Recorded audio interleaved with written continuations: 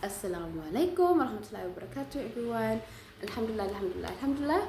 If you're new here, my name is Imaan, the author of the Believer's Book of Magic, 29-Day Guide to Attracting Abundance through Gratitude under the Kunya Umni Alhamdulillah.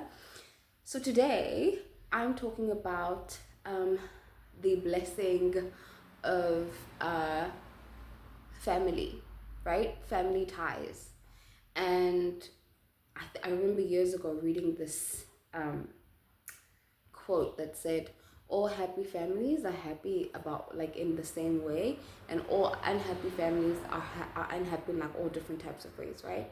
And it's very true. So many times when you see people that are thriving in their marriages, in their family, in their structures, it's kind of like, you know why, the relationships, the marriages are great, the children are, beautiful and well behaved and provided for. Like there's a whole system. But people who are unhappy, they can tell you all types of problems, all types of day, and it's almost like it doesn't really matter, right? All of the reasons that you have to be unhappy, especially when it comes to family, it doesn't really matter. But if we focus on that thing of like the joy of gratitude, the joy and the desire to be grateful for your family, that's what matters. Alhamdulillah. There's a hadith where Rasulullah sallallahu alaihi wasallam teaches us that like the best among you are those who are the best to their families, and I am the best of you, right? And that's been a hadith that's really been on my mind a lot, right? Because so many of us, like we try to be good to our families, we try to be, the best to our families, but there's nobody that triggers you or that like really gets to you more than your family, right? And it almost seems like, oh, it's an impossible task to like be truly so excellent to your family, because it's so much easier for you to be nicer to people who you don't know, people who you don't see, workers, colleagues, people who aren't really into your personal, who don't see you, who don't see, who don't see you, right? Who kind of see what you put up in the world. And it's very easy for you to be good to those people and not good to the people who actually see you for who you are. It's very easy to do that, right? But if you actually think about that hadith, and I've been thinking about that a lot, it's like, in order for you to truly be the best to your family, you have to be so completely and totally like confident and like at ease with yourself, right? Because so many times our family triggers us because they see things that other people see, and then it brings us shame. It brings us like, like we're not able to, I don't know how to describe it, but it's like if you are truly truly happy with yourself, who you are, what you're striving for, and you have firm boundaries, and you're really, it's almost as if like if you're good to yourself, that's what I'm saying. If you're really good to yourself, you worship Allah subhanahu wa ta'ala in the way that you ought to worship, you're good to yourself, you listen to the things, alhamdulillah, that resonate to your soul, and you move forward, and you ask Allah subhanahu wa ta'ala to bring the people in your life that are the best for you, right? رَبَّنَا هَبْ لَنَا مِنْ أَزْوَاجِنَا وَذُرِّيَّاتِنَا وَقُرَّةَ وَجَعَلْنَا لِلْمُتَّقِينَ إِمَامًا. Ameen, right? And you make that dua consciously. It's almost like when you are whole within yourself, that's when you can truly be the best to your family, right? When you are not feeling confident in yourself, feeling rageful, feeling, like, ashamed of the things that feeling ashamed or feeling, unhealed, for whatever reason, when you are in that state of mind, it's almost like your family is the most irritating and the most terrible people they could ever be around, because they see you, they know who you are, they know who you're meant to be, they know the purpose that you have, they know the goodness that you're supposed to have, and you can't face them. Why? Because they know, and you could be doing so much better, or there's so much more, right, to you.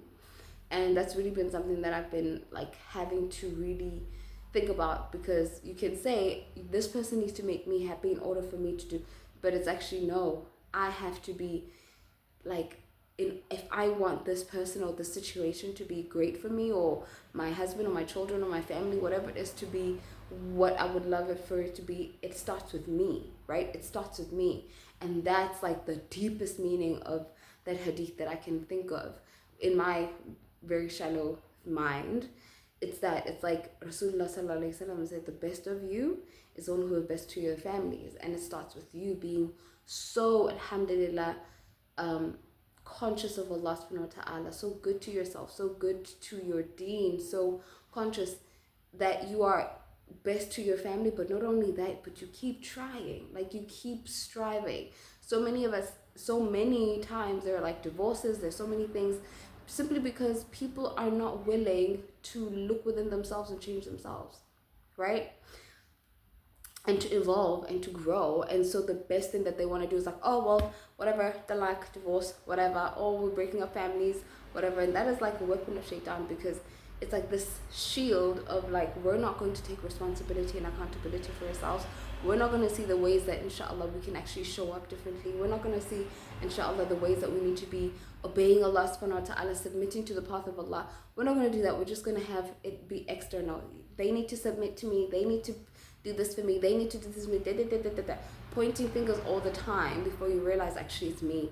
I have to work on me. I have to address the things that are inside of me, alhamdulillah. And ironically, when you do that, Allah subhanahu wa ta'ala makes it easy for you. It's almost like He clears the things that are not good for you, and He brings the people that are good for you, i.e. رَبَّنَا هَبْ لَنَا مِنْ أَزْوَاجِنَا وَذُرِّيَّاتِنَا قُرَّةَ أَعْيُنٍ وَاجْعَلْنَا لِلْمُتَّقِينَ. Allah subhanahu wa ta'ala then makes your children, your spouses, your people, the coolness of your eyes, because again, you're not focusing on them or their behavior, you're focusing on your inward nur and your light and your insight. So I really have to take that one in for myself, alhamdulillah, and really practice that. And if we really take the time to be grateful for our families and our marriages and our husbands and our wives and our children and our parents, before it's too late, you really realize just how much goodness Allah subhanahu wa ta'ala can allow that person or that situation to be a window of an abundance flowing into your life. Like, I can tell you now, like, I was really thinking about it the other day. Sometimes I get mad at my husband and I'm like, and then I like sometimes, and then Allah would be like, girl, just think about all of the things that have come to you that are so good, simply because you married this man, and not because he's done those things or he's stepped. It's like a opening. It's like Allah uses your spouses, your children, your family, alhamdulillah, to be a means of opening goodness upon you. And the more you're good to them, the more that abundance and those beautiful things flow to you. And so we really need to be conscious of that, right? Family, that's why Allah subhanahu wa ta'ala, there's a hadith that says, if you want to be enriched, if you want to be happy, keep your family ties, right? Keep your family ties. It's so much bigger than just like, oh, yeah. Anyway, I love you all for the sake of Allah. I will see you guys tomorrow for day 8. Assalamu alaykum wa rahmatullahi wa barakatuh.